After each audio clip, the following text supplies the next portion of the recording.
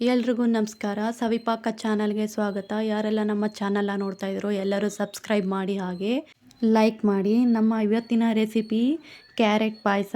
ಒಂದೇ ಥರ ಕ್ಯಾರೆಟ್ ಹಲ್ವಾ ತಿಂದು ಬೇಜಾರಾದಾಗ ಮಾಡ್ಕೊಳ್ಬೋದಂತಹ ಪಾಯಸ ಇದು. ತುಂಬ ಚೆನ್ನಾಗಿರುತ್ತೆ. ಸಣ್ಣ ಮಕ್ಳಿಗಂತೂ ಹೇಳು ಮಾಡಿಸಿದಂತಹ ಪಾಯಸ ಇದು. ಈಗ ನಾನು 5 ಕ್ಯಾರೆಟನ್ನು ತಗೊಂಡು ದಪ್ಪ ದಪ್ಪದಾಗಿ ರೌಂಡಾಗಿ ಕಟ್ ಮಾಡ್ಕೊಂಡಿದ್ದೀನಿ. ಕುಕ್ಕರ್ ತಗೊಂಡು ಈಗ ಕಟ್ ಮಾಡಿದಂತಹ ಕ್ಯಾರೆಟ್ನೆಲ್ಲ ಕುಕ್ಕರ್ನಲ್ಲಿ ಹಾಕ್ಕೊತಿದ್ದೀನಿ. ಈಗ ನೀವು ಬೇಕಾದರೆ ನೆನೆಸಿಟ್ಟಂತಹ ಬಾದಾಮಿ ಗೋಡಂಬಿಯನ್ನು ಹಾಕ್ಕೋಬೋದು, ಇಲ್ಲ ಡೈರೆಕ್ಟಾಗಿ ಹಾಗೇನೂ ಹಾಕ್ಕೋಬೋದು. ನಾನು ಹಾಗೆ ಹಾಕ್ಕೊತಾ ಇದ್ದೀನಿ. ಇವನ್ನು ಕೂಡ ಕ್ಯಾರೆಟ್ಗೆ ಹಾಕಿ ಕ್ಯಾರೆಟ್ ಮುಳುಗುವಷ್ಟು ಹಾಲನ್ನು ಹಾಕಿ ಕುಕ್ಕರ್ ಮುಚ್ಚಳವನ್ನು ಮುಚ್ಚಿ 2 ವಿಸಿಲ್ ಕೂಗಿಸಿ ಆಫ್ ಮಾಡಿದರೆ ಸಾಕು. 2 ವಿಸಿಲ್ ಆದ ನಂತರ ಇದನ್ನು ಸಂಪೂರ್ಣವಾಗಿ ಆರೋದಕ್ಕೆ ಬಿಡಬೇಕು.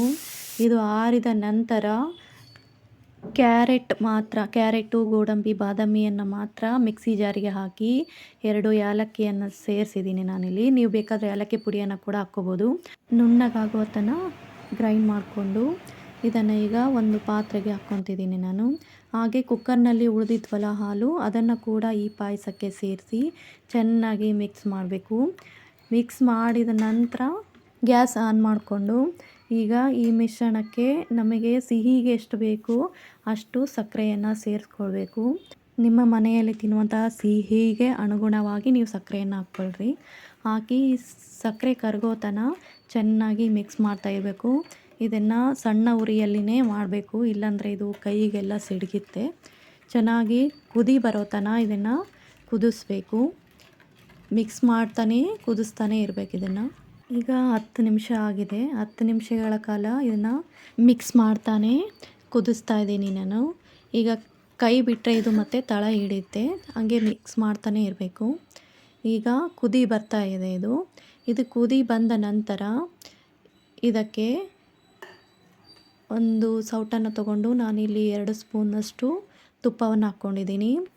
ತುಪ್ಪ ಕಾಯಬೇಕು. ತುಪ್ಪ ಕಾದ ನಂತರ ಇದಕ್ಕೆ ಸಣ್ಣಗೆ ಕಟ್ ಮಾಡಿದಂತಹ ಒಂದು 6ರಿಂದ 7 ಅಥವಾ 8ರಿಂದ 10 ಗೋಡಂಬಿಯನ್ನು ಸೇರಿಸ್ಕೊಂಡು ಇದು ಕೆಂಪಗಾಗೋ ತನಕ ಹುರಿಬೇಕು.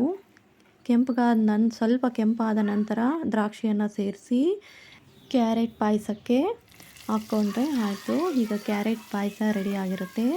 ಗ್ಯಾಸ್ ಆಫ್ ಮಾಡಿ ಇದನ್ನು ಚೆನ್ನಾಗಿ ಮಿಕ್ಸ್ ಮಾಡ್ಕೋಬೇಕು, ಇಲ್ಲಾಂದರೆ ತುಪ್ಪ ಎಲ್ಲ ಮೇಲ್ಗಡೆ ನಿಂತುಬಿಡುತ್ತೆ. ನೀಟಾಗಿ ಇದನ್ನು ಮಿಕ್ಸ್ ಮಾಡಿದರೆ ಬಿಸಿಯಾದ ಕ್ಯಾರೆಟ್ ಪಾಯಸ ರೆಡಿಯಾಗಿರುತ್ತೆ. ಇದನ್ನು ಚಳಿಗಾಲದಲ್ಲಿ ಬಿಸಿಯಾಗಿಯೂ ತಿನ್ಬೋದು, ಇಲ್ಲ ಬೇಸಿಗೆನಲ್ಲಿ ಫ್ರಿಜ್ಜಲ್ಲಿಟ್ಟು ಕೂಲ್ ಆದಮೇಲೆ ಕೂಡ ತಿನ್ಬೋದು. ಕೂಲ್ ಆದಮೇಲಂತೂ ಇನ್ನೂ ಟೇಸ್ಟಿಯಾಗಿರುತ್ತೆ. ಇದು ಹೆಲ್ದಿಯಾಗಿರುವ ಪಾಯಸನ ಒಂದು ಟೈಮ್ ನಿಮ್ಮ ಮನೆಯಲ್ಲಿ ಮಾಡ್ಕೊಂಡು ನೋಡಿ, ಹೇಗಿತ್ತಂತ ಕಮೆಂಟ್ ಮಾಡಿ. ತುಂಬ ಚೆನ್ನಾಗಿರುತ್ತೆ ಈ ಪಾಯಸ. ಮಕ್ಕಳಿಗಂತೂ ಭಾಳ ಇಷ್ಟವಾದಂಥ ಪಾಯಸ. ಎಲ್ಲರೂ ಟ್ರೈ ಮಾಡಿ, ಹಾಗೆ ಲೈಕ್ ಮಾಡಿ, ಶೇರ್ ಮಾಡಿ. ಧನ್ಯವಾದಗಳು.